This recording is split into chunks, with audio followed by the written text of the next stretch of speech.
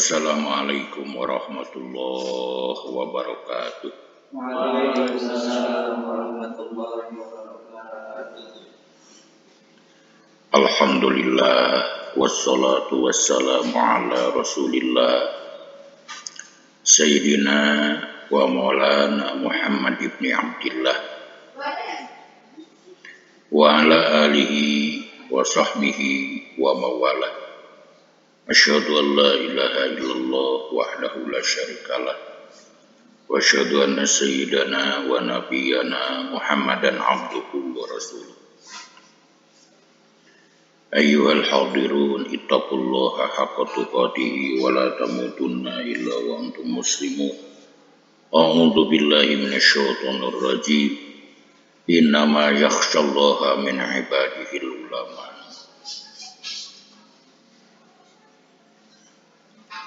Sadaya puji kagungan Allah Subhanahu wa taala. Shalawat rawuh salamna pamudah-mudahan dicurah limpahkeun ka paduka alam Nabi besar Muhammad sallallahu alaihi wasallam. Tekantun ka para sahabatna, ka para tabi'inna dugdugikeun ka urang sadayana. Amin ya Allah ya rabbal alamin. Santrin santriah anu insyaallah mulia pamudah-mudahan sadayana janten kiai-kiai Allah Rabbul Alamin anu ikhlas, anu teu ngajual beulikeun ilmu kana harta banda anu teu sapira. Insyaallah dina ieu kasempetan urang ngalajengkeun hanca logat kitab Nasoihul Ibad kararesan panginten ayeuna nu katiluihanana. Insyaallah mudah-mudahan urang dipaparin ilmu na ku Allah, urang ngalajengkeun logat, ngalajengkeun ngamaknaan oge insyaallah salit-aliteun di surah. Sateacan urang ngalajengkeun hanca mangga urang ngadoa ka Allah Rabbul Alamin pamudah-mudahan wabil khusus pengarangna ieu kitab umumna sepuh urang sadayana, wargi urang sadayana, guru-guru urang sadayana anu parantos salik di alam barjah, wabil khusus ka guru-guru AA anu di Limangan, anu di daerah Kurnia, di Kerese, di Bantar Gedang, di Cikole, di Babu Salam, Sinangkerta Cililin, almarhum guru-guru AA. Mudah-mudahan anu parantos salik di alam barjah sadayana mudah-mudahan kenging pangapura rahmat oge ridwan Allah Subhanahu wa taala. Ila hadratin Nabil Mustafa Muhammadur Rasulillah sallallahu alaihi wasallam wa ala alihi washabihi wa azwajihi wa dzurriyyatihi wa ahli baitihi wa liman dakhala fi baitihi ajma'in. Shaulillahi wa Fatihah. A'udzu billahi minasyaitonir rajim. Bismillahirrahmanirrahim. Alhamdulillahi rabbil alamin arrahmanir rahim maliki yaumiddin. Iyyaka na'budu wa iyyaka nasta'in ihdinas siratal mustaqim. Shiratal ladzina an'amta 'alaihim ghairil maghdubi 'alaihim waladdallin. Wa ila arwahi abaina wa ummahatina wa ajdadina wa jaddatina wa masyayikhina wa syekh-masyayikhina khususon Mama Haji Muhammad Cep Makmum. Syaulillahi lahumul Fatihah. A'udzu billahi minasyaitonir rajim. Bismillahirrahmanirrahim. Alhamdulillahi rabbil alamin arrahmanir rahim maliki yaumiddin. Iyyaka na'budu wa iyyaka nasta'in ihdinas siratal mustaqim. Shiratal ladzina an'amta 'alaihim ghairil maghdubi 'alaihim waladdallin.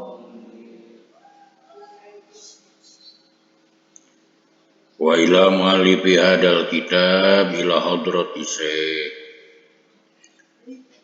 wa usulihi wa furu'ihi wa masyayikhi wa ahli baitihi syaulillahi awmal fatihah. أعوذ بالله من الشيطان الرجيم بسم الله الرحمن الرحيم الحمد لله رب العالمين الرحمن الرحيم مالك يوم الدين إياك نعبد وإياك نستعين اهدنا الصراط المستقيم صراط الذين أنعمت عليهم غير المغضوب عليهم ولا الضالين.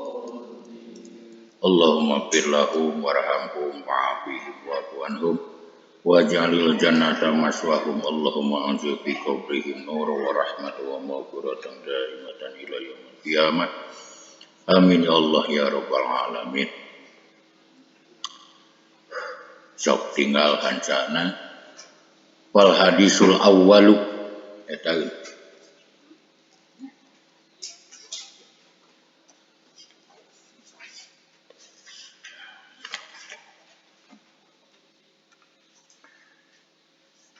Bismillahirrahmanirrahim. Fal hadisul awwalu mangka ari hadis anu kahiji. Eta azaza parantos ngaijajahkeun ni ka kaula bihi kana ieu hadis awal saha al-allamatu anu banget alimna Asy-Syaikhu anu jadi guru Muhammadul Khatib nyaeta Muhammad Khatib Asy-Syami Summal Madani Al-Hanbali anu bangsa madhab Hambali. Wa ari itu Syekh Muhammad Khatib eta Ibnu Usmana putra pamegetna Utsman, Utsman putra pamegetna Abbas, Abbas putra pamegetna Utsman. An masyayikhihi ti pirang-pirang guruna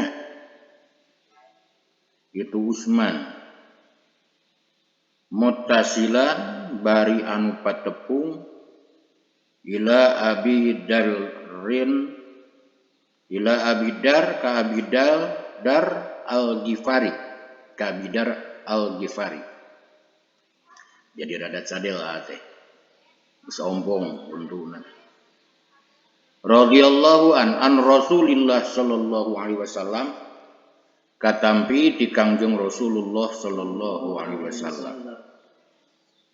Bima dina perkara yarwi anu tos ngariwayatkeun Kangjeng Rasul hi kana itu ma ar-rabbihi ti pangeranana Kangjeng Rasul azza ma'alur al-rabb wa jalla sareng maha agung rabb.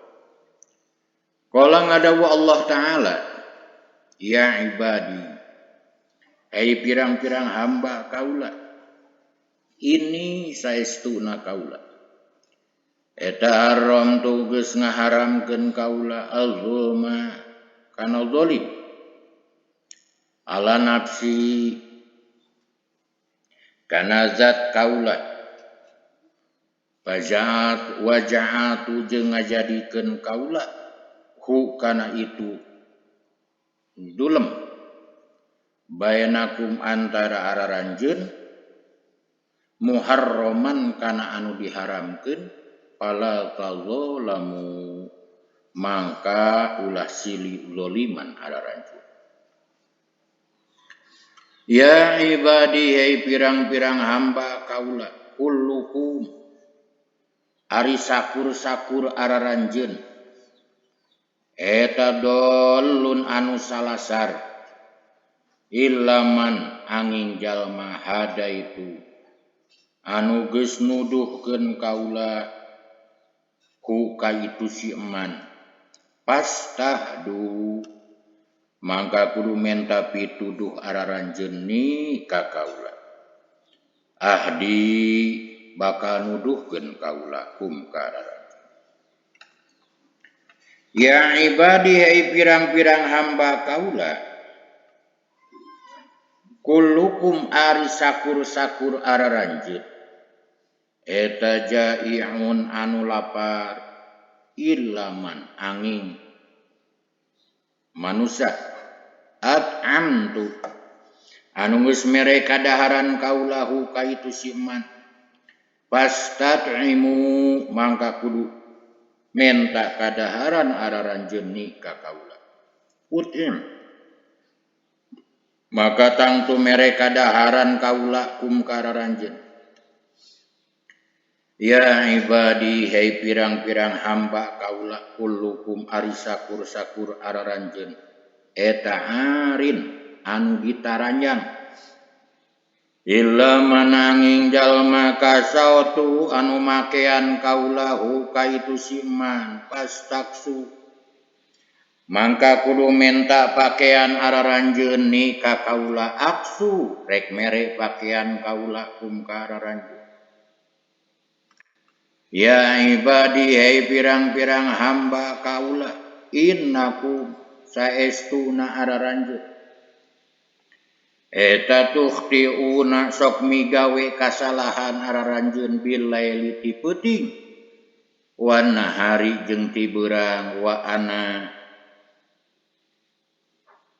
jeung ari kaula anu agung eta agbiru sok ngahampura kaula al-dzunuba kana pirang-pirang dosa jami'an tegesna sakabehna pastaghfiru mangka kudu menta pangampura araranjeun ni ka kaula agbir bakal ngahampura kaula lakum ka araranjeun.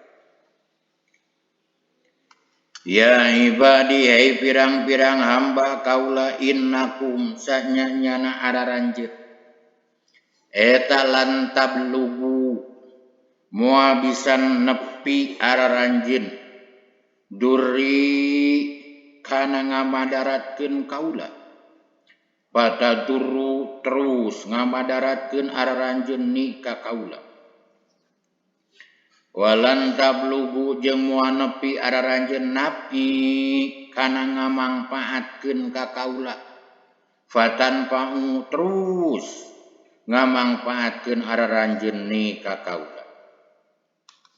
Ya ibadi hai pirang-pirang hamba kaula lau anna awwalakum lamun seugmah anu awal araranjeun wa akhirakum jeung nu akhir araranjeun wa insakum jeung manusa araranjeun wa jinnakum jeung jin araranjeun eta kanu aya kabehanana eta ala appo qalbi rajulin wahidin netepan kana pang takwa na hate na hiji lalaki minkum ti araranjeun mazada moal nambahan naon dalika itu atqo qalbi rajulin wahidin pi mulki dina karajaan kaula syai'an kana hiji perkara. Ya ibadi hai pirang-pirang hamba kaula lau anna awwalakum lamun seugmah sanyanyana nu awal araranjeun wa akhirakum jeung nu akhir araranjeun wa insakum jeung manusa araranjeun wa jinnakum jeung jin araranjeun eta kanu aya kabehanana eta la abjari qalbi rajulin wahidin netepan kana panglacut-lacut na hate na hiji lalaki mana kosok moal ngurangan naon dalika itu ala abjari qalbi rajulin wahidin mim mulki tina karajaan kaula syai'an kana hiji perkara. Ya ibadi hai pirang-pirang hamba kaula lau anna awwalakum lamun seugmah sanyanyana nu awal araranjeun wa akhirakum jeung anu akhir araranjeun wa insakum jeung manusia araranjeun wa jinnakum jeung jin araranjeun eta komu nangtung kabehanana bisoidin wahidin dina palataran anu sahiji pasaalu tuluy marenta kabehanana ni ka kaula Pa'alto itu tuluy mere kaula kulla insanin kasaban-saban manusia mas'ala tahu kana pamenta na itu kulla insan mana koso mua ngurangan naon dalika itu alto kulla insan mimma tina perkara indi nu aya di kaula illa kamayan kusu angin saperti nguranganana naon al-mikhyatu hiji jarum ida udkhila di mana diabuskeun itu mikhyat al-bahro kana sagara ya ibadi ai pirang-pirang hamba kaula innama hiya angin pastina ari pirang-pirang amal araranjeun innama hiya aing pastina ari itu maguroh eta amalukum pirang-pirang amal araranjeun si ngitung-ngitung kaulaha kana itu amal lakum pikeun araranjeun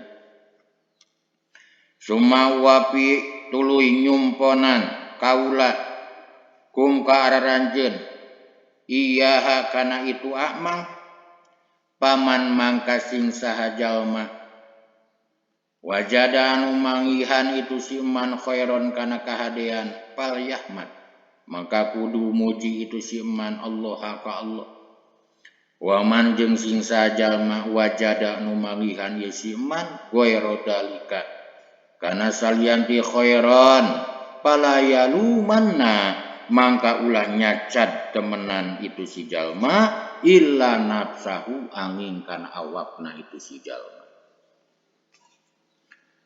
hadis anu kahiji nyaeta ngarupikeun hadis qudsi dawuhan Allah anu didawuhkeun ku Kang Rasulullah sallallahu alaihi dawuh Allah hamba-hamba kaula geus ngaharamkeun dolim kana dat kaula oge kaula geus ngajadikeun dolim diharamkeun antara araranjeun kusabab sakitu fala tadzalamu maka ulah silih dolim hei hamba-hamba kaula sakabeh anjeun sasar kecuali jalma-jalma anu dituduhkeun ku kaula kusabab sakitu kudu menta pituduh araranjeun ka kaula bakal nuduhkeun ka araranjeun hei hamba-hamba kaula sakabeh anjeun anu lapar kecuali jalma anu dibere kadaharan ku kaula kusabab sakitu kudu menta kadaharan araranjeun ka kaula maka kaula rek mere kadaharan ka araranjeun dawuh Allah sakabeh araranjeun ditaranjang kecuali jalma-jalma anu dibere pakaian ku kaula kusabab sakitu kudu menta pakaian araranjeun ka kaula rek mere pakaian ka araranjeun hei hamba-hamba kaula araranjeun sok nyieun kasalahan dina waktu peuting sok nyieun kasalahan dina waktu beurang sementara kaula zat anu sok ngahampura kana pirang-pirang dosa sakabehna kusabab sakitu pastaghfiruni kudu istighfar mararaneh kabeh kudu menta pangampura mararaneh kabeh ka kaula dawuh Allah kaula rek ngahampura ka mararaneh dibukakeun panto pangampura Allah Rabbul Alamin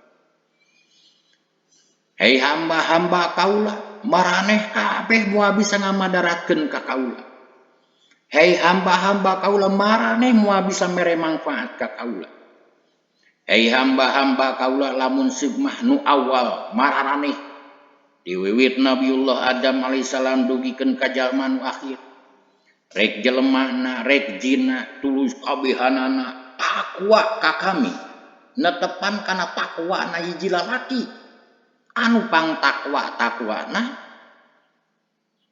moal jadi sabab tambah-tambah di kerajaan kami. Hamba-hamba kaula lamun seugmah nu awal mararaneh nu akhir mararaneh jelema nu aya di kalangan mararaneh jin-jin anu aya kabehanana teu aya nu takwa kabehanana netepan kana panglacut-lacutna hatena hiji lalaki nu lacut mangka moal ngurangan saomet oge samet oge dina kerajaan kaula. Innallaha ghaniyun 'anil 'alamin. Tong nyangka Allah butuh ku ibadah urang, tapi urang anu butuh ku Allah Subhanahu wa ta'ala.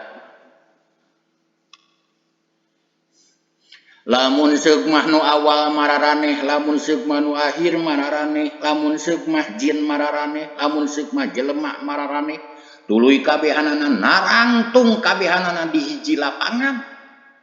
Di saumpamakeun jelema nu awal jeung jelema nu akhir ti wiwit Nabiullah Adam alaihissalam nempikeun ka jelema nu paling akhir samemeh hancurna ieu alam ngalangkungan poe kiamat tuluy sararea nangtung di hiji lapangan, tuluy sararea menta ka Allah, tuluy sararea dibere ku Allah pamentana samet oge saur Allah mangurangan kana perkara-perkara nu aya dina kerajaan kami. Angin seperti nguranganana hiji jarum tatkala eta jarum dianclomkeun kana hiji sagara. Masyaallah tabarakallah. Allahu akbar.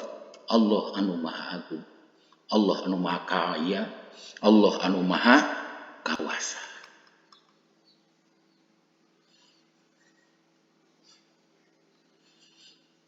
Ya ibadi innama hiya a'malukum usiha lakum summa uwafikum iyyaha faman wajada khairan falyahmadillah wa man wajada ghaira dalik fala yalumanna illa nafsah.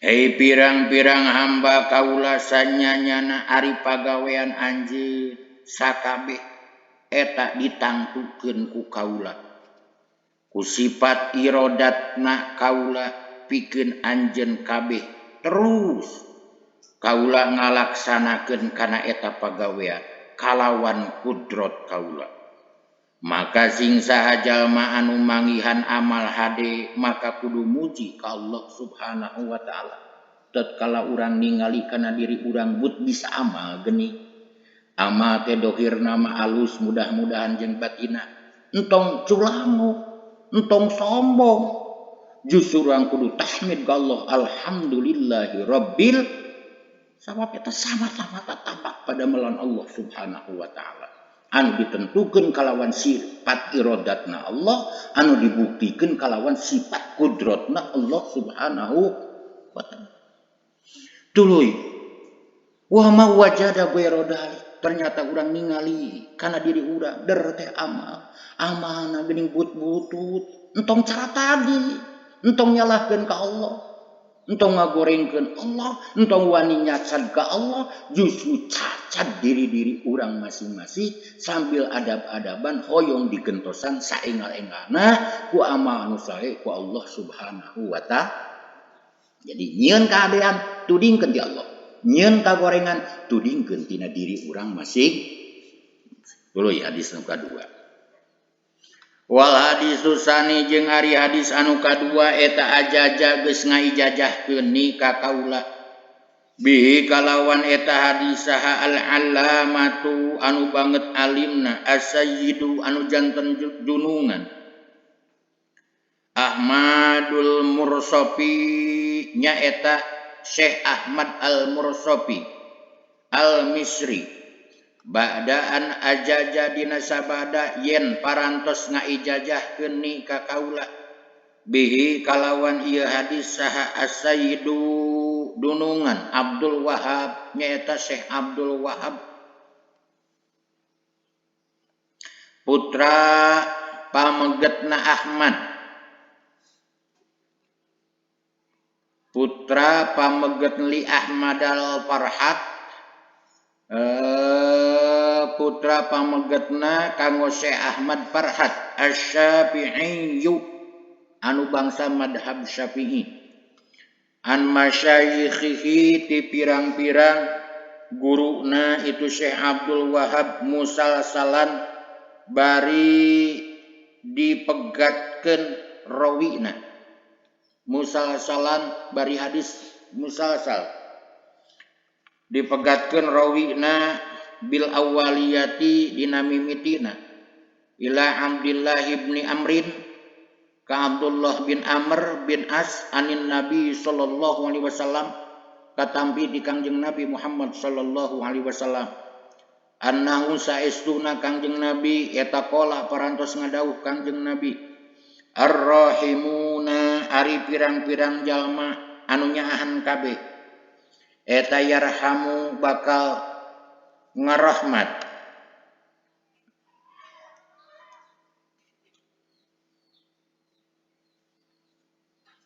kum kaitur rahimun sapa ar-rahmanu Allah anu maha rahman tabaraka maha berkah Allah wa ta'ala sareng maha luhur Allah irhamu kudu mikanyaah araranjeun kabeh man ka makhluk bil ardi nu aya di bumi yarham bakal mikanyaah kum ka araranjeun sahaman makhluk bisa mahi nu aya di pirang-pirang langit wal makna jeung ari maknana eta ar-rahimuna ari pirang-pirang jalma anu mikanyaah kabeh liman ka makhluk fil ardi nu aya di bumi min adamiyin ti bangsa jelema wa hayawanin jeung bangsa hayawan lam yukmar anu henteu geus diparentah naon bi qatlihi kalawan ngabunuhna itu hayawan bil ihsani kalawan nyieun kaalusan ilaihim kaitu kabehanana yuhsinu eta yuhsinu nyieun kaalusan maha welas sa ar-rahmanu Allah anu maha rahman ilaihim kaitu rahimun irhamu kudu mikanyaah araranjeun man ka makhluk tastadiuna anu kawasa araranjeun antarhamu kana yen mikanyaah anjeun ku ka itu si man min ansofil makhluqatihi dina pirang-pirang warna pirang-pirang makhlukna Allah ta'ala maha luhur Allah walau ghairu akilin sok sanajan eta makhluk henteu berakal bisyafaqati kalawan mikawelas alaihim kaitu makhlukot wa du'aikum jeung ngadua araranjeun lahum pikeun itu makhlukot birrahmati kalawan rahmat wal maghfirati jeung pangampura yarham bakal mikanyaah kum kararanjeun saha al malaikatu malaikat wa mir rahmatihi wa man jeung zat kitu wa man jeung zat rahmatuhu ari rahmatna itu man eta ammatun an umum li ahli samai pikeun ahli langit alladzina nyaeta jalma-jalma hum ari itu ahlus sama eta aksaru leuwih loba min ahlil ardi tinimbang ahli bumi. Hadis anu kadua ajengan musannif ngajelaskeun meretelakeun hadis anu tadi anu parantos dijajahan ku Syekh Al-Alim Al-Allamah Syekh Ahmad Al-Mursafi Al-Misri dina sabada saur musannif ngaijajahan ka kaula kalawan ieu hadis Sayyid Abdul Wahab putra pameget kanggo Imam Ahmad Farhat anu bangsa madhab Syafi'i, hadisna hadis musalsal.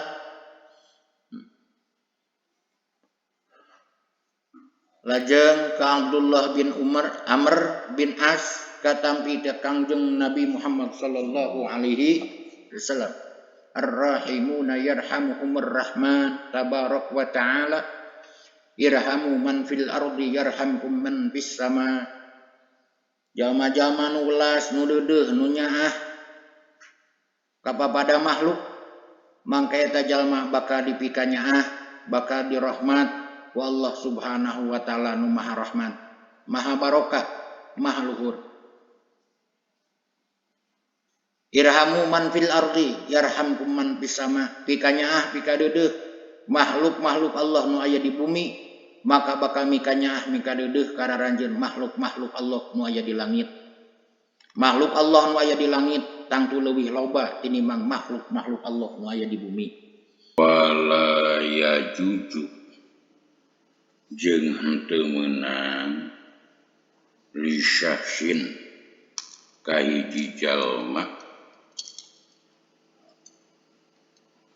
naon ayat wa yen ngadua ieu si jalma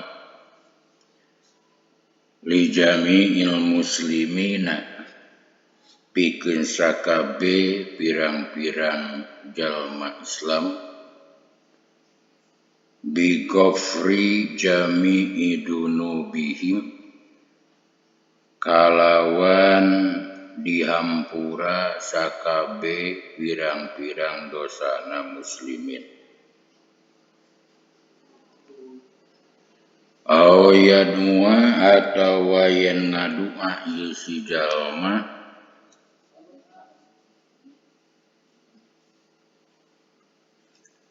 li pakirin pikeun hiji jalma fakir binahwi mi'ati dinarin kalawan saumpana makna 100 dinar.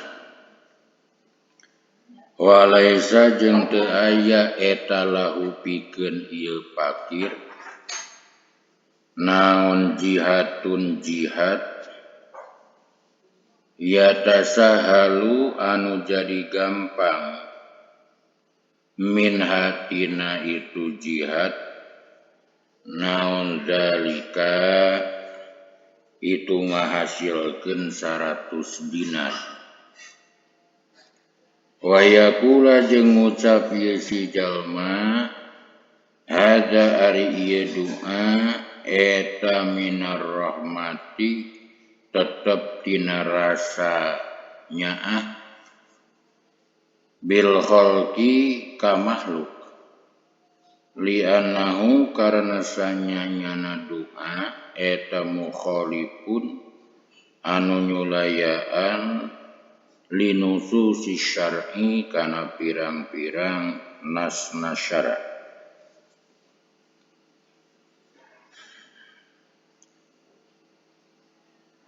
Ru'ya parantos diriwayatkeun, ru'ya parantos diimpenkeun saha Al-Ghazali Imam Ghazali bin naumi dina kulem. Pakila mangka diucapkeun, pakila mangka ditaros saha lahu Imam Ghazali ma ari naon eta fa'ala parantos ngidamel saha Allahu Gusti Allah bika ka anjeun. Faqala mangka ngucap Imam Ghazali Auqofa parantos nempatkeun Allah nika kaula baina yadaihi di antara payuneun Allah. Wa qala jeung ngadawuh Allah li ka kaula bima kalawan sabab naon qaddamta geus miheulakeun anjeun alaya ka kaula. Pasirtu mangka jadi kaula eta adguru nutur kaula amali kana pirang-pirang amal kaula. Pakola mangka ngadawuh Allah lam akba teges narima kaula hak kana itu amal. Wa inna ma qabiltu jeung angin pastina narima kaula min ka ti anjeun data yaumin dina hiji poe najalat anu geus henteu naon duba batun hiji laleur alamida di kolamika kana mangsi kolam anjeun litasroba supaya nginum itu dubabah minhu tina itu midad wa anta bari ari anjeun eta taktubu keur nulis anjeun patarokta mangka ninggalkeun anjeun alkitabata kana nulis hatta akhodat sehingga nyokot itu laleur rametuk haddoha kana bagianana itu dubabah rahmatan karena arah-arah mikanya biha ka itu dubabah. Sumakolat satrasna ngadawu Allah Ta'ala ma'luhur Allah kudu ngaluluskeun araranjeun kudu ngalangsungkeun araranjeun bi abdi ka hamba kaula ilal jannati kana sorga. Wa fi qaulihi sareng dina dawuhanana Kangjeng Nabi Muhammad sallallahu alaihi wasallam yarhamkum lapad yarhamkum riwayatani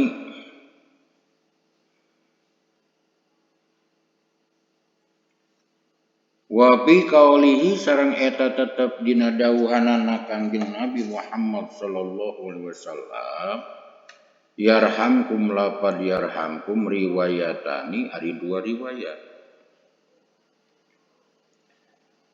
Al jazmu hiji meunang jajem ala annahu kana sanyanyana itu yarhamkum eta jawabul amri jawab amar. Warofmu jeung meunang dibaca rofa ala annahu kana sanyanyana itu yarhamkum eta jumlatun du'aiyatun jumlah du'aiyah wa huwa ari rofa eta aula leuwih utama li anna du'aahu karena sanyanyana du'ana Kangjeng Nabi Muhammad sallallahu alaihi wasallam eta ghairu mardudin henteu ditolak.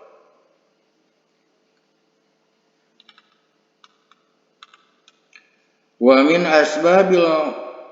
asbabi husnul khotimati sareng eta tetep dina sawarehna pirang-pirang sabab husnul khotimah al muwadzabatu ari ngalanggengkeun ala hadad du'ai kana ieu doa wa huwa ari itu doa eta Allahumma nun Gusti akrim mugi ngamulyakeun Gusti hadihil ummatal Muhammadiyah ka ieu umat Kangjeng Nabi Muhammad sallallahu alaihi wasallam bijamili awaidika kalawan kasayan pirang-pirang kawelas Gusti pidaro ini di dua lemur di dunia sareng di akhirat. Ikroman karena arah-arah ngamulyakeun liman ka jalma ja'alta anu ngajadikeun Gusti ha kana itu awaid min ummatihi di umatna Kangjeng Nabi Muhammad sallallahu alaihi wasallam. Wa minha jeung eta tetep tina sawarehna asbabu husnul khotimah al muwadhabatu ari ngalanggengkeun ala hadad du'ai kana ieu doa baina sunnati subhi antara sunat subuh wa fardhihi jeung farduna subuh wa huwa ari tu doa eta Allahumma nun Gusti igbir mugi ngahampura Gusti li ummati Sayyidina Muhammad ka umat junjunan abdi sadaya Kangjeng Nabi Muhammad sallallahu alaihi wasallam. Allahumma nun Gusti irham mugi ngarahmat Gusti ummata Sayyidina Muhammad ka umat junjunan abdi sadaya Kangjeng Nabi Muhammad sallallahu alaihi wasallam. Allahumma nun Gusti ustur mugi nutupan Gusti umat Sayyidina Muhammad ka umat junjunan abdi sadaya Kangjeng Nabi Muhammad sallallahu alaihi wasallam. Allahumma nun Gusti uzbur mugi nambal Gusti umat Sayyidina Muhammad ka umatna junjunan abdi sadaya Kangjeng Nabi Muhammad sallallahu alaihi wasallam. Allahumma nun Gusti aslih mugi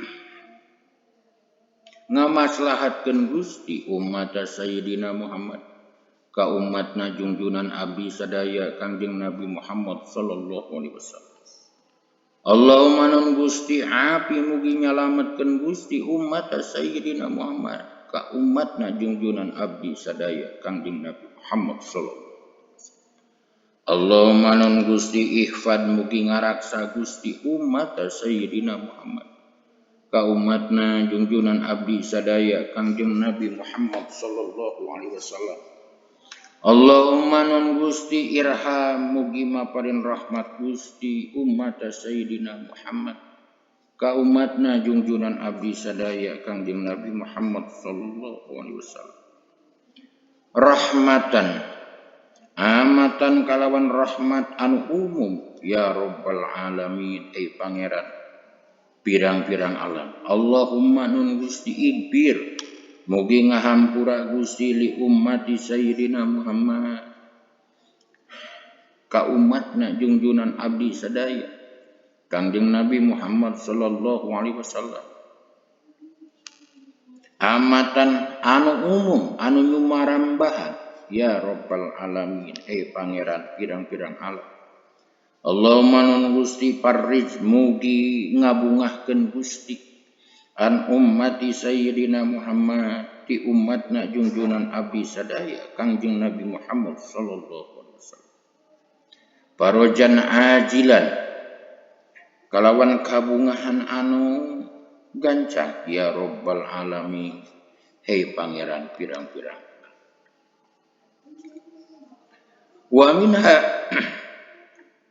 Wa minha sareng eta tetep pinas asbabu husnil khotimah mulazamatu hadad doa ari nganggerkeun maca ieu doa. Wa huwa itu doa ya robba kulli syai pangeran sakabeh perkara bi qudratika kalawan kawasa Gusti ala kulli syai'in kana saban-saban perkara igbir mugi ngahampura Gusti li ka abdi kulla syai'i kana saban-saban perkara wala tas'al sareng mugi-mugi teu naroskeun Gusti ni ka jisim abdi an kulli syai' tina saban-saban perkara wala tuhasib sareng mugi ulah ngahisab Gusti ni ka jisim abdi bi kulli syai' dina saban-saban perkara wa ati sareng mugi maparin Gusti ni ka jisim abdi kulla syai' kana saban-saban perkara.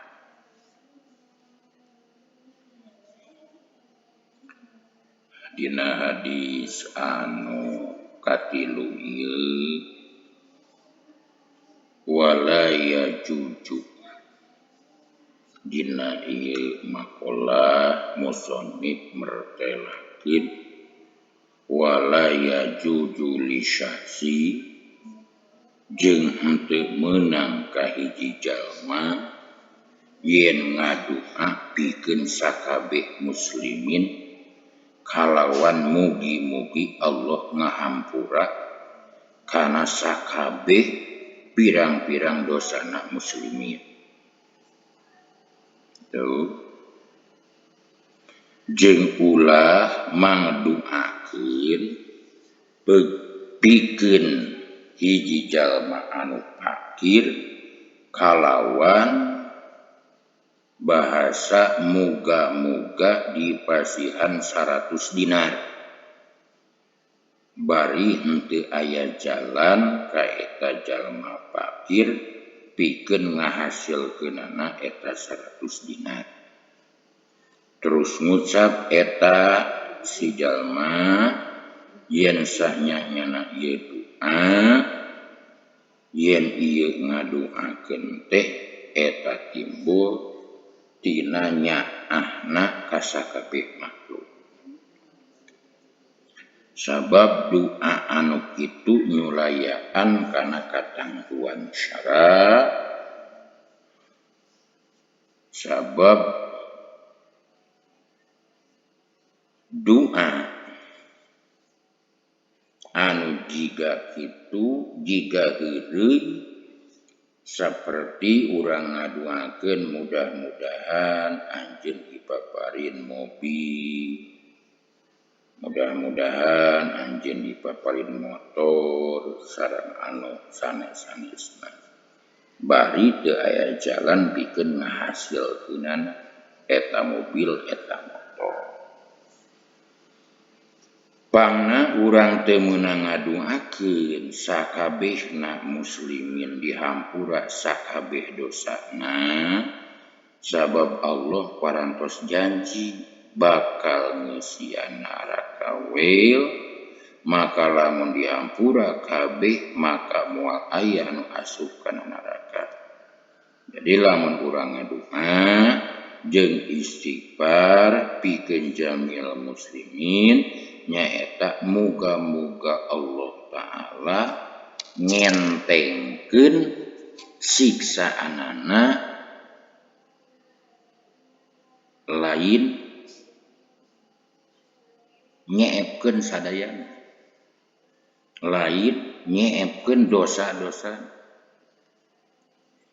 sareng parantos diriwayatkeun yen saestuna Imam Ghazali eta dina waktos kulemna ngimpen aya anu ngucap ka anjeunna kalawan teu katingali anu ngucapna ceuk eta anu ngucap naon pangersana Allah terhadap anjeun. Dawuhan Imam Ghazali Allah geus nempatkeun ka kaula di hadapanana. Teras ngadawuh kusabab naon anjeun bisa datang ka kaula. Teras Imam Ghazali tumandang nutur kana pirang-pirang amalna. Maka teras ngadawuh eta anu naros teh saurna kaula henteu narima kana eta pirang-pirang amal jeung pastina narima kaula tina pagawean anjeun nyaeta dina hiji poe aya laleur turun datang kana mangsi kolam anjeun nyaeta hayangeun nyesep kana eta mangsi bari anjeun keur kaaya nulis terus anjeun ninggalkeun kana nulis saingga eta laleur nyokot kana bagianana terus ku anjeun diantep karena arah-arah karunya anjeun ka eta laleur. Teras ngadawuh Allah Ta'ala ka malaikatna jung berangkat anjeun bawa anti kaula ka surga. Jeung ari dawuhan Kangjeng Nabi Muhammad sallallahu alaihi wasallam lapad yarhamkum eta aya dua riwayat. Hiji menang dibaca jajem dijadikeun jawab amar lapad yarhamkum. Nu kadua menang dibaca rofa sabab dijadikeun jumlah doanya. Da eta nu leuwih utama dibaca rofa dijadikeun jumlah doanya. Sabab dua anak Kangjeng Nabi eta moal ditolak. Jeung ari ngalanggengkeun kana ieu doa, Allahumma akrim hadhil ummatal Muhammadiyah bijamili awaidika fid darain ikraman liman ja'ataha min ummatihi sallallahu alaihi wasallam. Eta tina sawarehna pirang-pirang sabab insyaallah urang husnul khotimah. Oge diantawis doa anu nyababkeun urang husnul khotimah urang ngalanggengkeun kana ieu doa di antara salat sunat subuh sinerang subuhna sareng fardu subuhna. Satos salat sunat qobla subuh sateu adzan urang ngadegeun fardu subuh urang ngadoa. Ieu doana Allahumma fir li ummati sayyidina Muhammad. Allahumma arham ummata sayyidina Muhammad. Allahumma astur ummata sayyidina Muhammad. Allahumma ajbur ummata sayyidina Muhammad. Allahumma aslih ummata sayyidina Muhammad. Allahumma afi ummata sayyidina Muhammad. Allahumma ihfad ummata sayyidina Muhammad. Allahumma arham ummata sayyidina Muhammad rahmatan amata ya rabbal alamin. Allahumma fir li ummati sayyidina Muhammad maghfiratan amata ya rabbal alamin. Allahumma farrij an ummati sayyidina Muhammad farajan ajilan ya rabbal alamin. Oke, tina sawarena tina sabab insyaallah urang husnul khotimah urang ngamistikeun kana ieu doa. Ieu doana ya Rabba kulli syai bi qudratika ala kulli syai ighfirli kulla syai wala tas'ani an kulli syai wala tuhasibni fi kulli syai wa'atini kulla syai. Hadirin kaum muslimin, hadirat kaum muslimat, cekap urayan pribados dina ieu kesempatan cekap sakitu anu rarasna ti Allah sinareng ti Rasulna nu lepatna tina kabodohan we pribados mugi-mugi kenging pangapura Allah Rabbul Alamin. Rabbana atina fid dunya hasanah wa fil akhirati hasanah wa qina adzabannar. Wassalamu alaikum warahmatullahi wabarakatuh.